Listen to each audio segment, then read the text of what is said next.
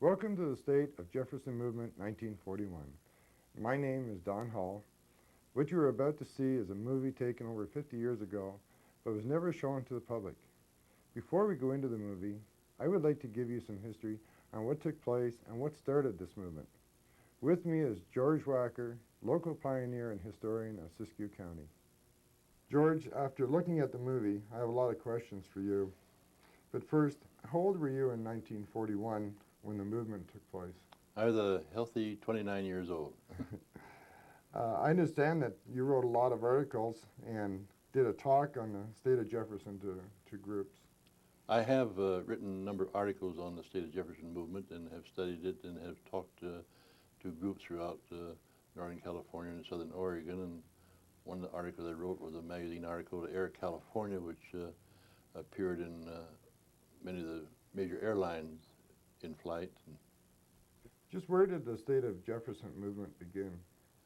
Well, Don, everything has to start somewhere, and probably the best place to start is at the beginning. The State of Jefferson movement started in Curry County, Oregon in October the 7th, 1941. It was on that date when the mayor of Port Orford in Curry County led a group of citizens before the Curry County Court and presented a statement which read, and I will read the statement. It said that the separation of the four southern Oregon border counties, Klamath, Josephine, Jackson, and Curry, and the three northern California border counties, Modoc, Siskiyou, and Del Norte, were objectives of the most desirability. Gilbert Gable, one of the state, was a promoter of in Curry County. He was an intelligent man, had a rich background in civic activities. He was mayor of the Port Orford town at that time, and he was quite active in the movement from there on. But the group, they argued that the counties named were rich in the natural resources, namely timber and minerals, and that these resources were much needed for the nation in their defense effort, and that neglect and lack of attention from the respective state capitals, Salem and Sacramento, hindered the harvesting of these natural resources which were so badly needed. They probably knew they had a lot of gold in this area. Gold, yeah, of course gold, but they needed minerals mostly that were used in industry, such as copper and magnesium and chrome and other minerals that were in the county. That was a pretty strong statement. What happened then? Well, it was a strong statement, and it bordered on the word secession, which hadn't been mentioned yet. They had just said separation, whatever separation might mean, but the group's appearance before the Curry County Court did cause quite a bit of excitement in Oregon and California and throughout the West. And even next day, New York Times newspaper had a front page column on it. But then the papers throughout the two states in the West gave a front page to the Curry County incident, and parades were held. Mostly parades were held in Oregon, some in Del Norte County and some in Wairika. They were chiefly sponsored by the Oregon Cavemen, which was the publicity agent of the Southern Oregon at that time. Then they appointed instant committees which traveled to the respective state capitals in Salem and Sacramento, twisting arms of legislators, and all the time this went on, the workers were crying that just merely for the need for better roads and bridges. The word secession had not yet been mentioned. I imagine the papers were happy to have such a juicy news item. Well, they were in a way, but only for a few issues, because in that period of time, one has to remember that you had to compete with Hitler's march across Europe and the threat of the Japanese in the Pacific. You had to compete with them for headlines, and by God, that was some pretty darn tough competition, I tell you. And so it's nothing new to report each day why the movement lost its front page status, and when it lost its front page status, why it lost its momentum and began to die. But then on November the 17th, 1941, the original Curry County group, they traveled to Wairika, and they met with the Wairika Chamber of Commerce and other civic groups, and they proposed a 7-county alliance which read, for the express purpose of promoting development of the timber and resources of Northern California and Southern Oregon. No doubt that should have revived the movement. Well, it did give it a new shot in the arm, but again, it was the same old story, nothing new to report in the papers, and in a few days it began to falter and die again. But then on November the 27th, movement received the spring it needed to leap onto the front page again and stay there. It was on that day that the Wacker 2030 Club issued their famous Proclamation of Independence. And this was the first time that the word secession had been used. And this word really shook the foundations of the two state capitals, I tell you, and it's really attracted the interest of the national media. This must have been when the real excitement actually began. That's when it began, and I tell you, something new was exciting, was happening every day, and the media, they just loved it, I tell you. And with the 2030 Club entered into the fray, why, they gave all their youth and their enthusiasm and their showmanship to the movement, and they literally worked day and night dreaming up something new to feed to the press each morning. The press was waiting there each morning to receive it so they could run to their type and set the type for the news. And as one observer later said, I had never seen so many things happen in such a short time. I have heard of some of the things that happened during that time. Some of them sound pretty bizarre. Well, I guess some of the activity did seem bizarre, but you must remember these were bizarre times, and it demanded a bizarre action. And the newspapers, they dumped Hitler right away, and they gave front page space to the movement, and they printed all the exciting and bizarre developments that were fed to them daily by the 2030 Publicity Committee, and new committees were again formed, and these committee members went to the state capitals, and again they twisted the arms of the state legislatures, and messages were sent to everybody and every place that the committee could think of. I tell you, the state of Jefferson was Western Union's best customer at that time. Then a gold pan with a double X stamped on the bottom was adopted as a state seal for the new state. And this is the original Great Seal of the state of Jefferson. The two X's stamped on the bottom, they symbolize the double cross that the respective counties were receiving from their state capitals, Salem and Sacramento.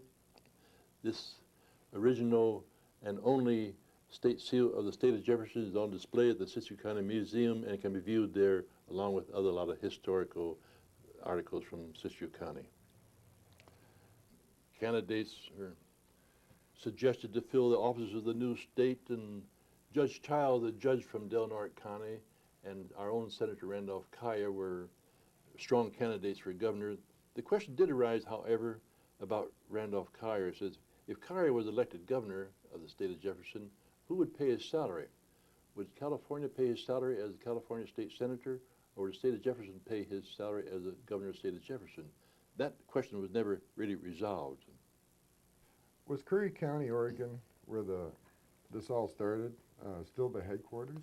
Well, no, now, except for Judge Childs from Del Norte County and a few other workers supporting Judge Childs from Del Norte County and Gilbert Gable from Curry County, most of the workers, practically all the workers, they were called 49ers at this stage of the game. Most of the 49ers resided in Wairika, and Wairika was declared the temporary state capital. Self-appointed state of Jefferson state treasurer urged merchants to put good road buckets beside their cash registers. This was to collect the California state sales tax as retained in the area for use of good roads and better bridges in the area. And Buffalo Bill Lang, our own Buffalo Bill Lang, who you'll see later in the program here, was appointed adjutant general. Bill started to recruit and train a militia for the defense of the new state. And a popular announcement, this was an announcement that really gathered support and of the workers of the new state. And the announcement was that there was to be no sales tax, no property tax, and no income tax in the new state. And the state was to be financed entirely by open red light districts and open gambling halls. And wooden nickels were being designed at the corner of the realm. And it's difficult to find the words to describe the excitement that gripped the area at that time. I tell you, it's all was talked about in the streets, in the schools, in the homes, in the businesses. And I tell you, by the young and old alike, it was just a subject that just consumed the area. Sounds as if things were really happening at that time. When did the national news media appear? Well, the national news media, they lost no time in getting here as soon as they saw the excitement that was being generated. And 4 newsreel companies arrived in Wairika on December the 2nd and began filming the happenings. For younger viewers, I'd like to explain that at that time in history, there was no TV, and you viewed your visual news at your local theater in little 5-minute newsreel releases. And the footage being shot here by the newsreel companies was to be shown at the local movie houses on December the 8th. Remember that date now, December the 8th. The Life magazine crew, they arrived in Wairika, and they spent 3 days here reporting on the action and taking photographs, and results of their work was to appear in an upcoming issue of this prestigious magazine. San Francisco Chronicle, they dispatched their star reporter here, Stanton Delaplane, to this area. And Delaplane, he did spend several days here interviewing and writing about the action here in the daily column. And Delaplane did receive the Pulitzer Prize for regional reporting at a later date. Gee, it sounds as if you were pretty well covered by the news media. Did other counties want to join the movement? Yes, you bet they did. And some of the counties that had shunned it at first, now they were clamoring to get on the bandwagon and share in the publicity that was being generated. Lassen County, they telegraphed that they would like to join. They said they would bring in the only active volcano in the United States. They said that should scare any opposition. Shasta County sent word that they would join the movement, but they would want Reading to be the new state capital of the new state. Well, we answered them by taking a bottle of castor oil, packaging it up, and sending it back to them by Greyhound. And to the bottle of castor oil, we attached a note. We said, "Start your own movement." That's the last time we heard from Shasta County. Wasn't it about this time that the governor was inaugurated and the town had a big parade? Yeah, that's right. That was on December the 4th. And December the 4th was the banner day for the new state. That was the day that the newly elected governor, Judge Childs was elected sometime in a dark room in the middle of the night. But he was sworn into office, and inauguration was held before the overflowing crowd on the courthouse lawn. And I say overflowing, I meant overflowing too.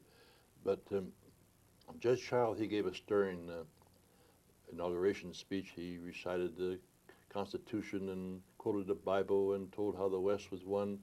He did make one statement, though, that I feel should be preserved in local history. And Judge Childs, in his inauguration speech, said, "The state of Jefferson is a natural division geographically, topographically, and emotionally.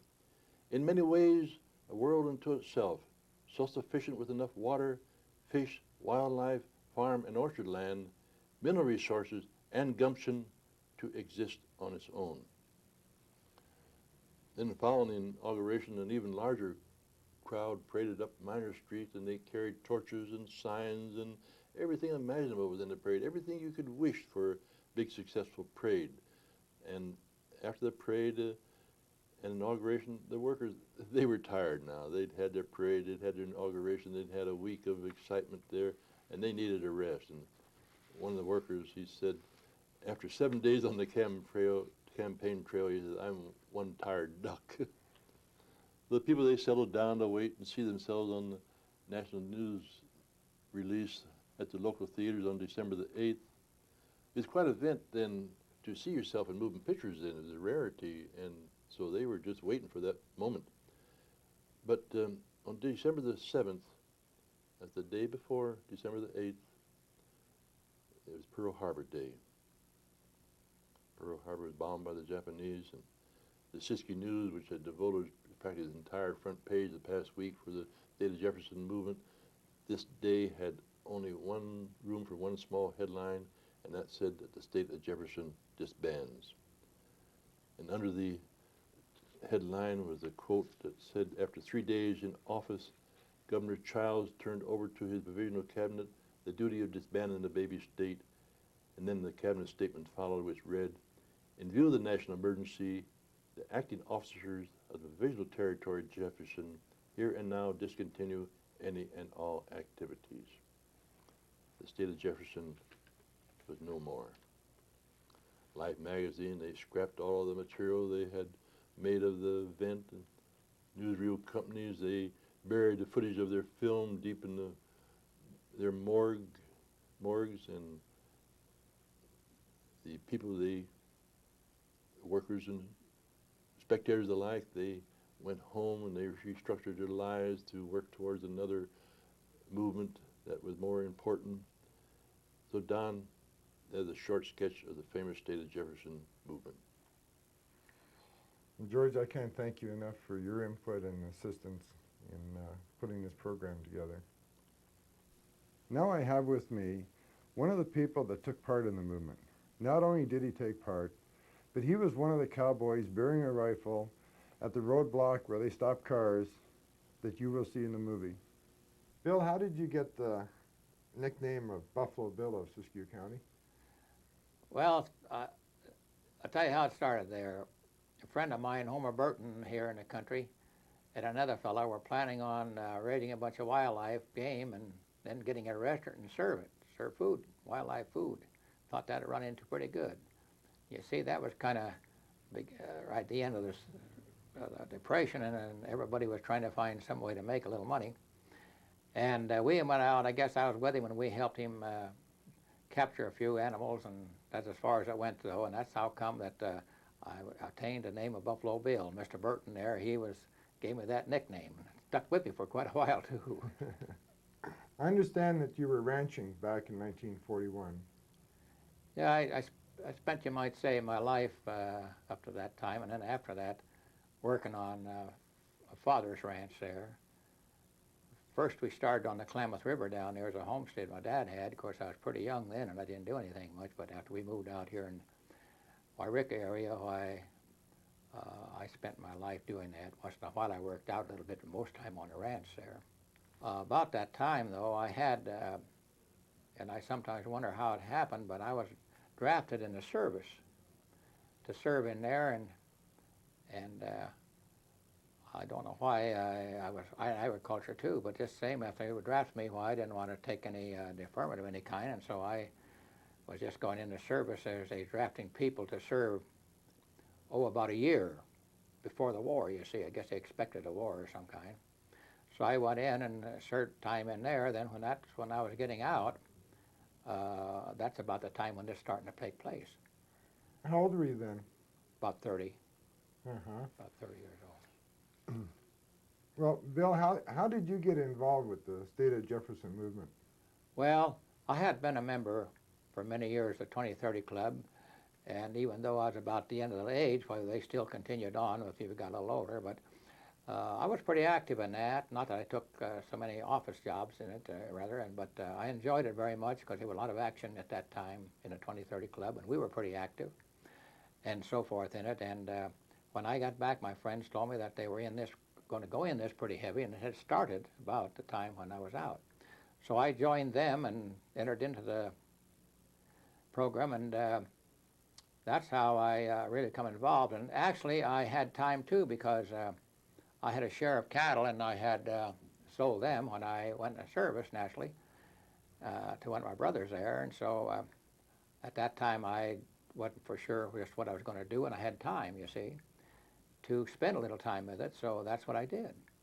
And I've become interested in it, except more it was, and my notion is, I've been reviewed before on it, is more of a something to do thing to do.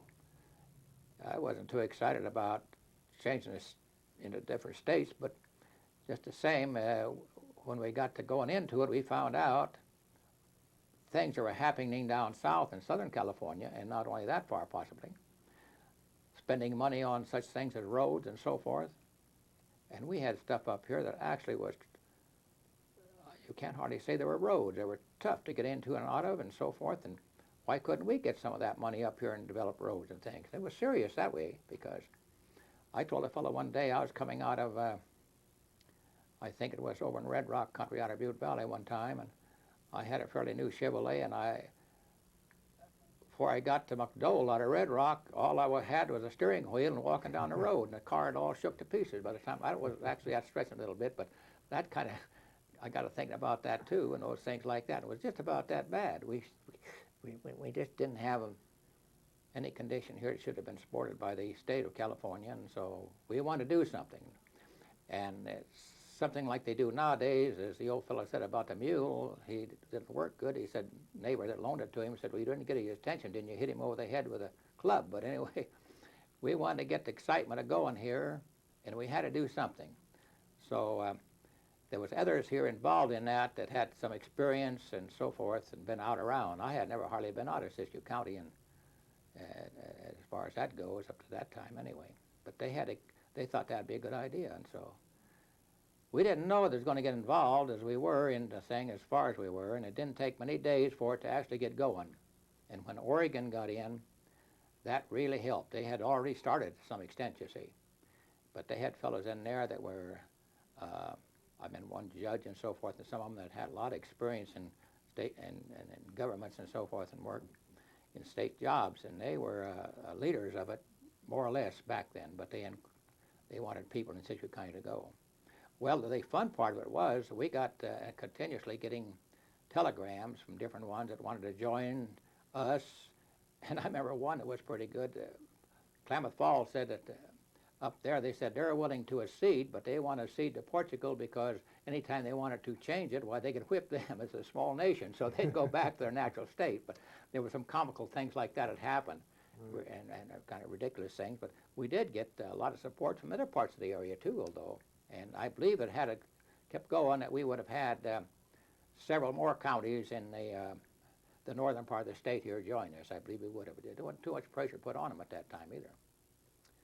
But I think actually, I wonder about a lot of times is how far that would have gone. I just don't know. It didn't happen, so it's hard to judge. Yeah, Pearl Harbor ended it all. Well, it come to a sudden end. I was going to ask you, did you hear about how that happened so quick that we changed this so rapidly? Or did you? Well, Mr. McGinnis told me this himself, Joe McGinnis. He was one of the lead men here in this area. And he told me that two men, I don't know, he was pretty nervous about it at the time I talked to him. This was the morning that day, and that's the next morning that happened. This interview happened with these two men.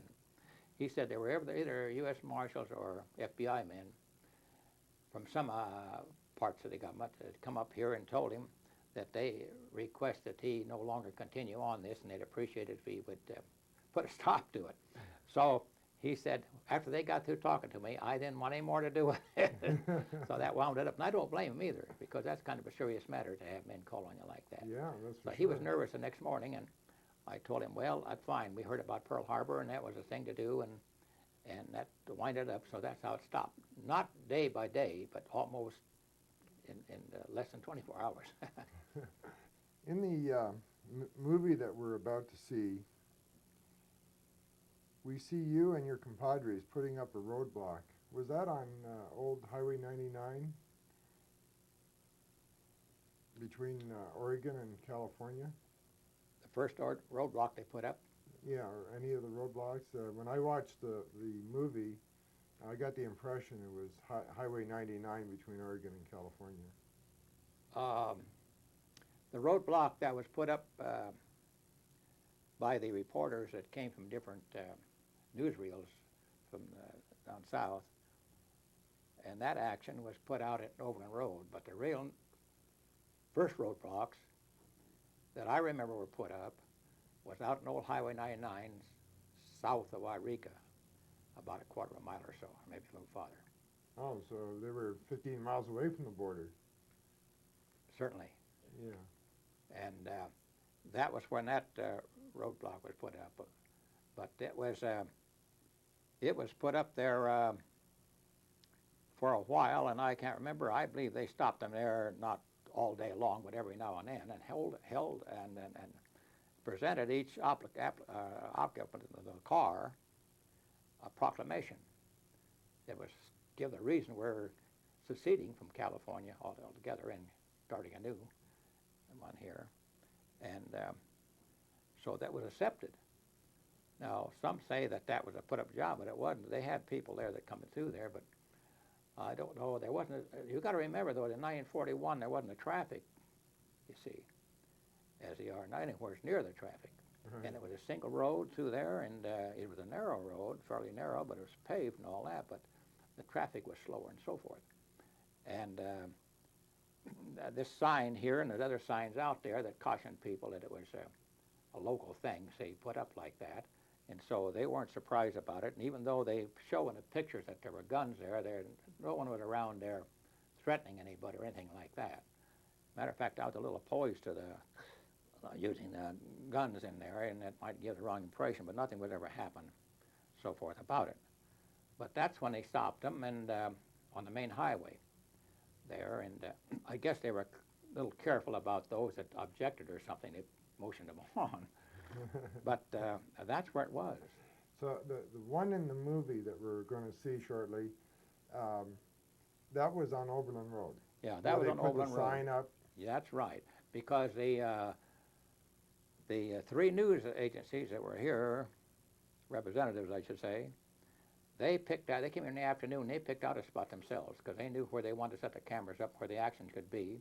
And there wasn't anybody building this. I remember right on Oberlin Road at all, right there, you see.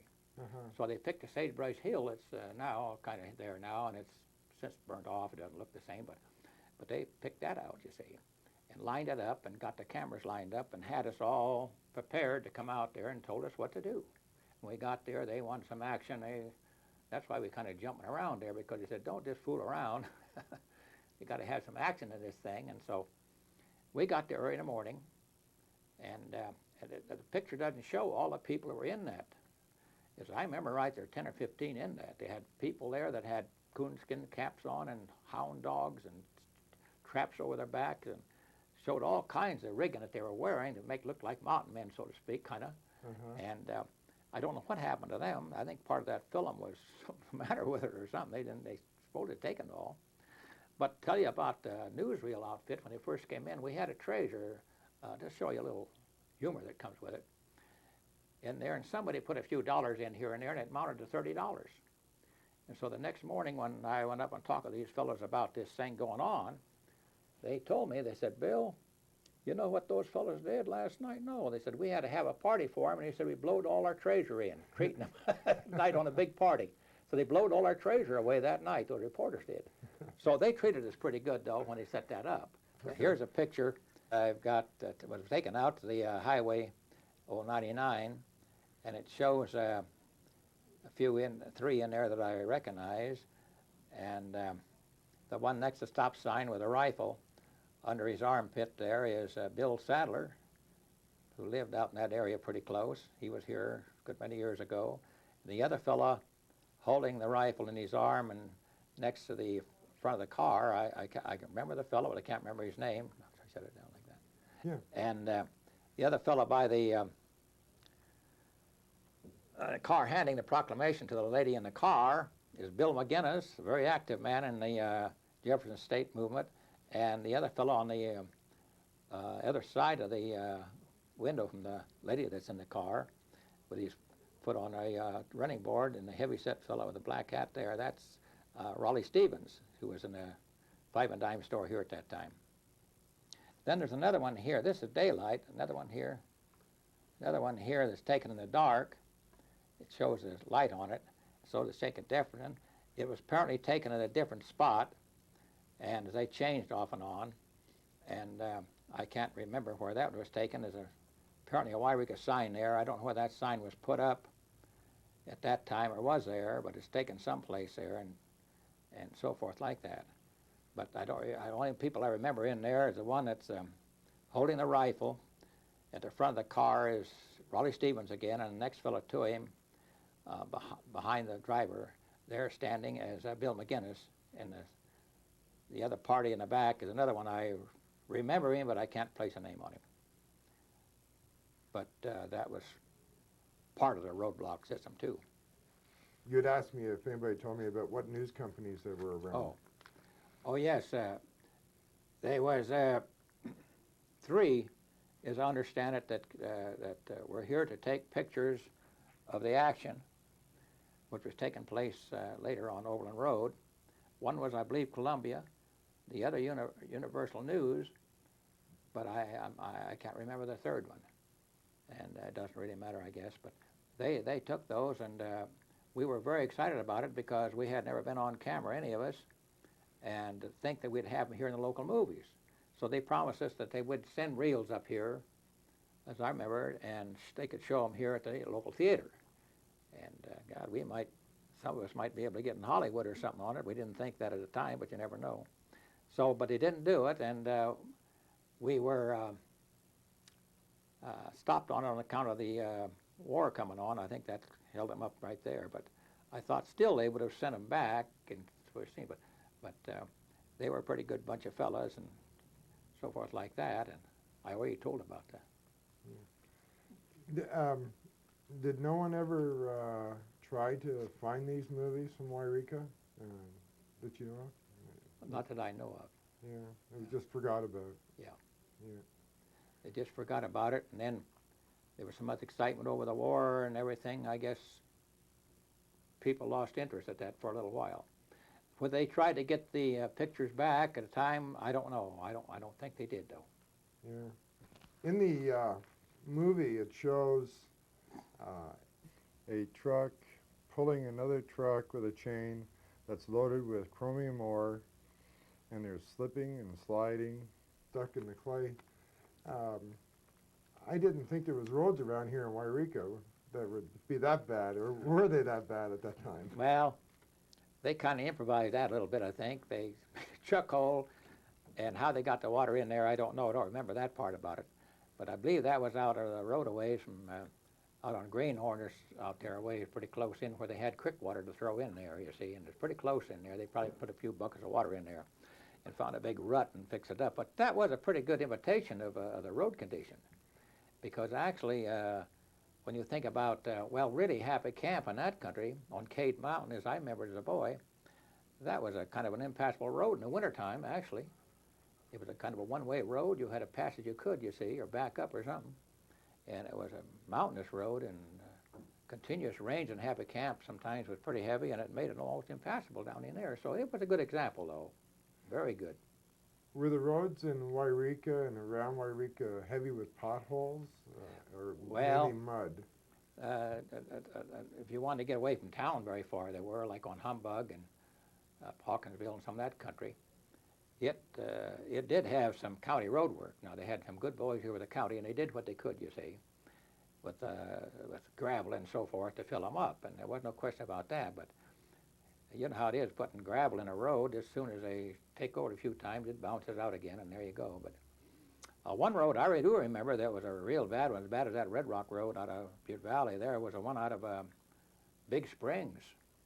Put me into Wairika. It was a wasteboardy road. That's kind of sandy gravel out there, or lighter soil, really. And that was really a rough road. And the county just was frustrated as to what to do with it. About the only way they ever did get it smoothed out was pave it, because running graders over it and so forth, sometimes it helped, and sometimes in a little while it was worse, really. But that's my idea of the road business there on that. But actually, when you stop to think about it, all the way through, there had to be something done, you know, really, to compensate for cars, because it was tough on cars to run them and all things. So, so I think that made the surrounding people, when we brought up the road business, swarmed in that day that they had that quite a gathering here in Wairika. Right in front of the Hall of Records. That's right, and that's when it was tremendous. I couldn't believe it myself, all the people they drew in here on that. But that's the reason. And mainly over roads. You bet, and that's at about the time when little better cars were coming out and children were going to high school. And I remember one person out here, a group of young people were coming from school out in Shasta Valley that I think they wore out one Model T, or it was partly wore out anyway, I guess, and they had to buy another one before the school was out. That's the way it went. So unbelievable. It's unbelievable. So there's something should have been done, and so that's what brought the people out. And I believe that's what they say about how it would expand, was the fact that they were on a good subject. And if you're on a good subject, you'll get people to back you up usually. Right. We have another picture here. I was wondering if you could explain it. There's a group of people in this picture in front of a essay. It's the Wacker Assay Office. Oh, okay. Can you tell us who all those people are? Yes. The one in the center is Randolph Collier, and the one on the reading from left there, on his left is George Milne, and next to George Milne is Joe Correa, a dirt attorney here at that time, and behind Randolph Collier's is Joe McGinnis, one of the leaders, and next to Joe McGinnis is Homer Burton, very active in the movement, and the man kneeling is myself. I recognize myself because when I came out of the Army, I had a mustache. What was the purpose of the picture? Well, they hurried us on that, and they got a few of us together and called us or something and said something that turned up. They wanted to get something done, and they wanted to photograph a few of the people here that's active in it, and we were available. Let's put it that way. We were available, so we charged down there and had that, and someone took the picture, and I don't know who took the picture, really. That picture was taken, well, it'd be on 2nd Street, I guess, just about where the Pacific Security Bank is today, right in there someplace. Yes. Bill, do you know who wrote the Proclamation of Independence for the state of Jefferson? Was that done locally? I believe it was, it's my understanding that was gotten from Oregon, Del Norte County, where Dr. Judge Childs was sort of very active in it. The fact of the matter is, that's where the action started to begin with, as I remember right, was over in Del Norte County. And Judge Childs was an active person in it. He was a respectable man in the area and had quite a bit of political power there at that time, you see. Of course, Del Norte County didn't amount to much at that time, but still he was active, you see, and working in that. So I think he did that. Well, Buffalo Bill Lang, we thank you for your input. Yeah. And helping us finish this production. Yeah, you're very welcome, I'm sure. Now with the help of George and Bill, we will view the movie. At the end of the movie, we will bring up stills of faces that were in the movie so that maybe someone can identify a loved one or friend.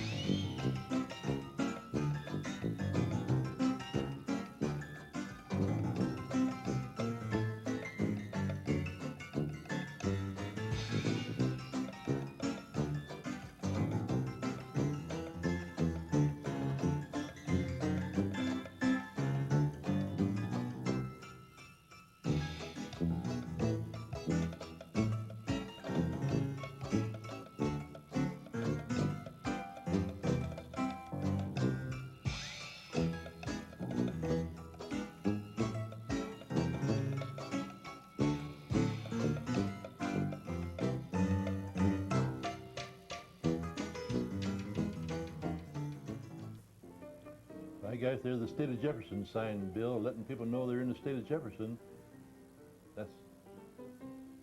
What's going on here, Bill? This is setting up the barricade, aren't they? Put a barricade up there to stop the cars, George. Yeah, interview them, you know, and give them the proclamation, one thing, another like that. Mm-hmm. Stop State of We had Jefferson. quite a bit of action there for a little while, you see.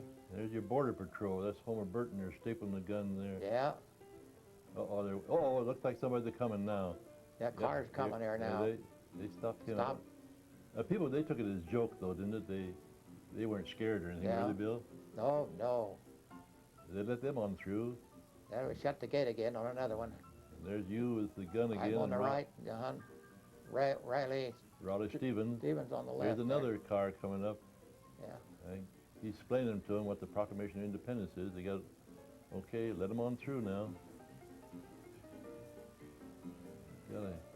Yeah, they're supposed to get little action. That's what they like when those newsmen were there. They want a little action on it. And that lady, George, I can't remember who that was. That probably was a stranger, more or less. Oh, yeah, she might be from Timbuktu. Why, sure. She's a traveler going through. Yeah, there she goes.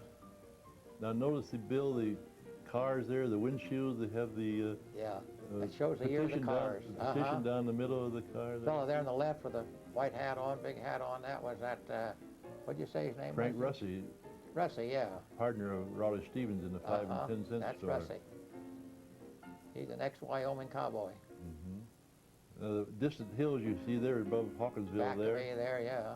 Well, here's There's an the old old truck. chrome, carrying chrome out of the... There's, That's some of the roads they had to contend. That's what the people were talking about, Bill. you bet. That was the way it was. I've And been that's, on them, George, and you have too. You know how it went. In the Oh, bank yeah. you were, and there you're stuck, see? and a lot of people, they have to, would go somewhere, they have to wait till it froze up so they Sure. could travel on the kind of Yeah, they road. got going some way or another. Got a load of rock in there. I remember a lot of these truckers, they'd wait And till... they're towing that other car out, I guess. Look at these wheels turned there. Yeah, look at that load there he's got. Look at it pulling it. Yeah. Gotta pull it out of the... That was a common thing years ago in the wintertime. By golly, especially for those old cars that didn't have very good tires on them. They didn't have too much grip, you know, George. Part of your equipment was a shovel, wasn't it? Look at those wheels. That's the Remember way- how those old cars Oh, were you go skied on that sideways old like that? Adobe? Look at that. Go sideways. You wonder how they held up the old transmission or No. razzing them like that. There's the Siskiyou Daily News printing Yeah. some of the articles of the State of Jefferson. There's That's the old press there. They gave their whole front page there to the Sure. movement. Yeah, they did good. I used to have copies of that, George. I lost them all somewhere another movement, Yeah, I guess. isn't that funny, by guys? I had a lot of that stuff too. You keep loaning it out. Here's the Lions Club now. Yeah, That's Snappy Goodrich showing the yeah. news release. And You recognize that's that fellow old. holding up the thing, George? that's Snappy Goodrich holding the Oh, local yeah, that's photographer right. there. Look Way at- the- they're all applauding now. Yeah. He's showing them the Great Seal of the State of Jefferson. He's explaining all about it there. It was adopted that day That's Butch there. Wilson there, isn't it? That's Butch Wilson there, It yeah. looks like him.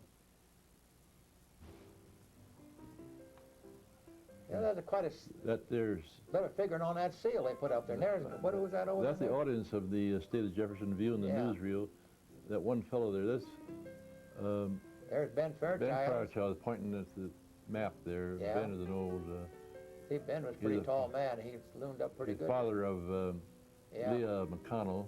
sure. Now here's the inauguration being held at the courthouse lawn. Uh-huh. That's quite expansive ground the old courthouse had there. Oh, yes. Yes, it Now was. there's the Hall of Records building, Yeah. and What was in that old hall, George? the county clerk's office, and the treasurer's office. Oh, yeah. And there's another building this side of it there, separate.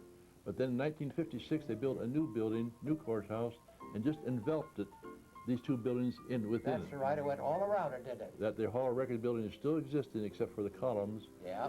And today it houses the county clerks up and upstairs and the county Sure. recorder on the Yeah, they downstairs. made a modern building out of it. Didn't have to move it and take it down. That's Judge Charles That's there. Judge Childs Yeah, there. oh, He's making yeah. his inauguration speech. Uh-huh. That there. Most of those fellows are There's still Randolph north there Carter. now, aren't they? Oh, yeah. Still on the left of, he's shaking hands there from Del Norte County. Yeah. And there's Randolph Carter there. Randolph Collier on the right Yeah. there, isn't I see Ben Fairchild again there. See him with his it? Yeah, there's looking Ben at there. his By hat, golly, black it hat is on. too. Yeah, that is Yeah. too. Yeah. And there's Judge Childs again, Randolph Carter. Yeah. Right behind Randolph is Gordon Jacobs. Here's the judge making his proclamation, his inauguration address. Yeah. See the people waving their arms there, and boy, that was a big deal. I tell you, look at that crowd there. They just came from nowhere, Bill. You Remember? bet. Look at the crowd they gathered there, Yeah. just out of this town, and well, of course that's Those some of it. locust trees are quite interesting, Bill, because they don't exist there today. But it's those locust trees that they hung for. Vigilante committee hung for prisoners from the Siskiyou County Jail one night. That's right, they were there, weren't they? All those years. 1898, wasn't it? Yeah, 95 or 98? that's the old seal again. Oh, he got. Now watch Randolph Carter on Randolph. the left. You got it twisted there. Attaboy, Judge. Sure, they're having a big time. Look at that, putting out the proclamations, and Yeah. the people responded real well to the newsreel people, didn't they? They Oh, showed the yeah. action there, which it Oh, takes. yeah. That's Homer Burton, dead center there. a And look big- at that, the old and bear, the old, Itchy. Yeah, the old, what's the name of that old? Itchy. They Itchy. had two bears. They were They had cubs two they bears, got, yeah. and one was itchy and the other was scratchy. And, Yeah. and you told about the time they had the wild animal farm there. That's Yeah. when they had those two bears. Yeah, that's part of it. This is the parade up Minor Street, going west. Going west on Minor Street. Boy, look at the people come. Look at those signs, Bill. Gee, Look at that. I remember. can't remember who made all those signs. Can you? And Oh, Enrique there? no, No, I don't know. There you were carrying a sign right there yourself. Yeah, I have one there. Yeah. I remember one sign that said they were draped over a mule or a donkey. And I'll get the minute. And the sign said, "Our roads are not passable; they're hardly jackassable." Good enough. Here's Trinity County now. Yeah. Hey, look at the people come from Trinity County buying it. That was quite a little jaunt in those days. Bet it was. The roads they had to go over that Scott Mountain, didn't they? Darn right. That There's single old road there, one-way road more or less. Yeah. Here's darn more right it was. signs here, and here's this kids carrying up the last part of the parade here. They, Well, that road business there, they did a lot of bellahooing on that because they said Los Angeles was taking state money down there building their private right roadways, you know, for the saddle horses and walk paths, and we weren't getting any at all. That really helped. That's right, by it attracted attention to our needs. Yeah, you're darn bet it right. did. No, they had a lot of, Yeah. I don't know whether it all was true or not, but it sure riled people up. There's your sheriff's posse. Bill, that's the end of the parade, and then it was Pearl Harbor.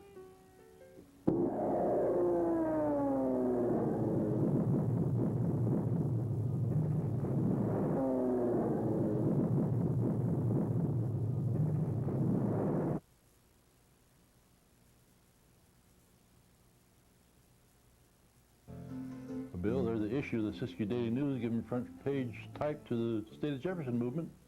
And here's the Lions Club meeting. Snappy Goodrich, local photographer, holding the paper. That is Butch Wilson on his immediate right. They're seated right there. Snappy Goodrich is holding the new State of Jefferson seal. And you were a Lion Club member then? No, you were still... Well, I believe it was, That George. only one I can identify there in his group in the audience is that one with the paper corner stuck in his teeth. That's Major Galgano, who's a music teacher at State of Jefferson. Bandmaster, here he is. And this is your stopping point where you stop people with the State of Jefferson border, is that right? Yes, that's right. And there's Homer Burton there on the left there. They got the barricade set up there now. I can't recognize that fellow in the back. The heavy-set fellow. Now there you with the big star on, Homer Burton on the left there. Frank Russey far back with a hat on. In between him and Homer Burton is Bill McGinnis. Yeah.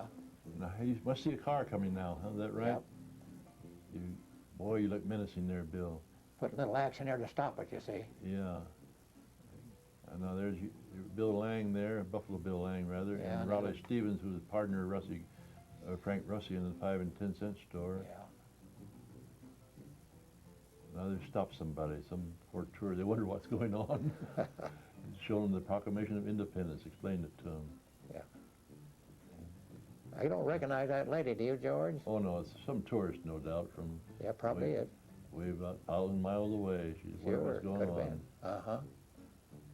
Now there's Ben Fairchild there pointing out with the pencil there, the fellow with the hat on. Yep. He's an old-timer here, father of Leo McConnell. Uh-huh. This is the inauguration held on the courthouse lawn, Bill. Uh-huh. They had quite a space around the courthouse in those days there. Oh, yeah. And there's the Hall of Records there in the background. The Hall of Records was a separate building, and then to the north of it was another large building. Yes. What was in that Hall of Records that time? The county clerk's office and the treasurer's office. Oh, that's right. And when 1956, they built a new building, and they just enveloped this here and the other building within the new structure. Oh, And yeah. that building is still there, and it serves, except for the columns in front, Made more space, made a modern building out of it. and it serves the, now there's Judge Childs, who's Uh-huh. the new governor of the state of Jefferson. Yeah. And he's preparing to give his State of the Union address inauguration. Yeah, he was from Del Norte County. Del of course. Norte County, he was judge over there. He made quite a stirring inauguration speech there. I think most of them front there Del Norte, don't you, George? You know, he had quite a retinue that came over with him there Yeah. that day. Uh-huh. Bodyguards and no. Oh, we Yeah. don't He's being seem to congratulated recognize on money his- in there. Now that fellow with the left, the heavyset fellow with the bald forehead, from Del Norte County, I know. And there's Randolph Collier there, far to the right. And On the right there, yeah. There's Randolph Carrier again. Behind Randolph Carrier is Gordon Jacobs, who was Yep. Supervisor at the time, wasn't yeah, Chairman Board of Supervisors. And Judge Childs again there, and telling how the West was won.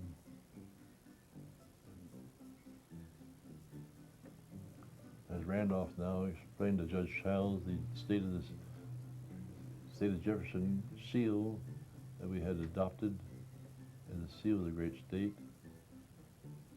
Randolph is passing out some of the proclamations of independence leaflets that. he? Randolph's pretty active in that, wasn't he? Oh, he was. Now there's Homer Burton there with his little pet bear, Yeah. Scratchy. Oh, yeah. Itchy. He had another bear, twin to this one, named Scratchy. Oh, yeah. Here's the parade up Minor Street, Bill. Well, they're Oh, going boy. west there, aren't they? Going west, and look at, you look right behind you, the hill there. That's the same area that burned here a couple weeks ago. That's in lightning right. That's struck. old Wacker Hill. By golly, it is. To the right there, you can see the Clarendon Hotel there. Yeah. To the left, you can see the Bank of America building, which is where the dance studio is now. George, do you ever remember that street being filled with marchers at any time ahead of this one? Oh, no, they- never heard of it, did Just you? wall to wall with Yeah. people. Really. Placards are made. I wonder who made all those I don't know. signs but they've anyway. done I can't remember a that. professional job there, you know. Yeah. Nice thing.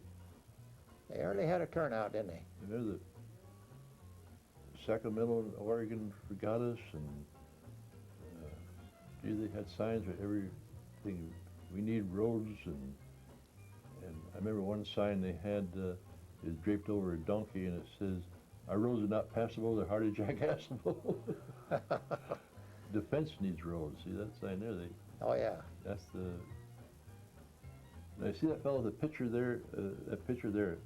You know who's carrying that? That's Bill Lang. Oh, carrying it. by God, it is. Yeah. It's hard to recognize myself. Yeah, I got my old fatigue That was jacket a on. pretty heavy remember that. sign for you, Bill. My gosh. Yeah. I'll be darned. It was a little bit hard to. Everybody wanted to get on the movie, I guess, deal there. Look at the people clear on down the street there to the highway. Yeah. Pretty hard to identify with this Yeah. distance that the picture was taken. Now, they're going to get some close-ups. Now, right on the left there, with the fellow at the top, well, George Milne to the right of the Judge Childs, Randolph Carrier to the right of George Milne, and behind that fellow there is Carl Hovey. Yeah.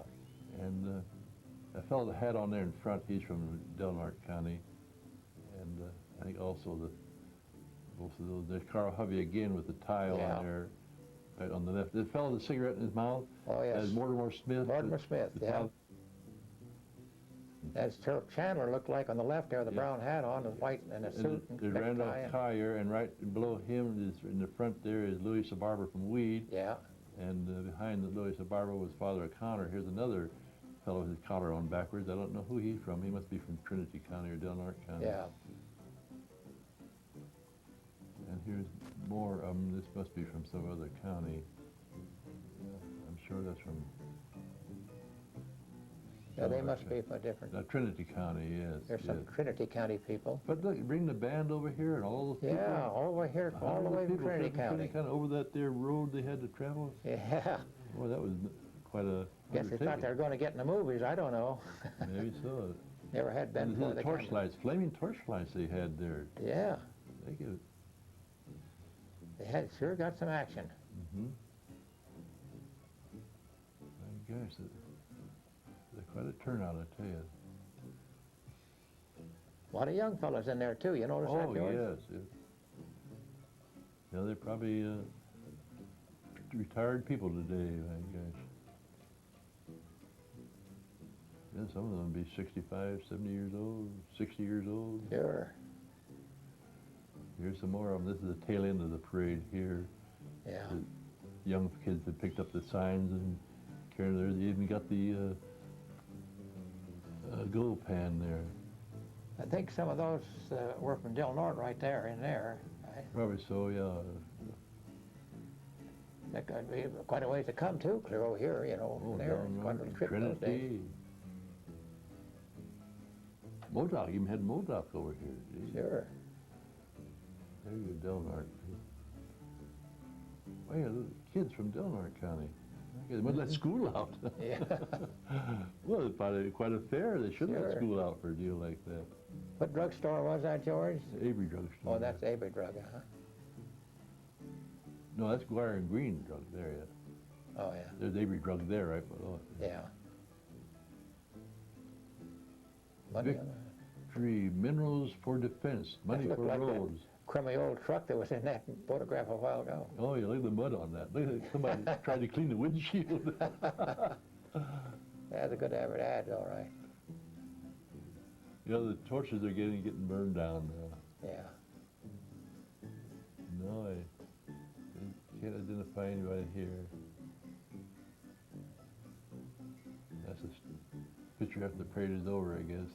Yeah, they had to kind of squirt them around there a little bit.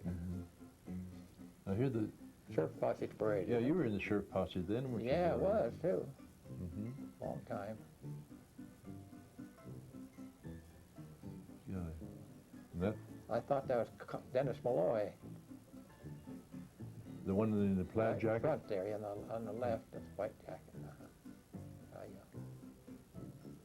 That sheriff posse was quite an active Yes, they unit were. in those days. You bet they were. Bill, that was the end of the parade, and actually, it was the end of the State of Jefferson movement. Yes, that was a finish, George, but a lot of fun.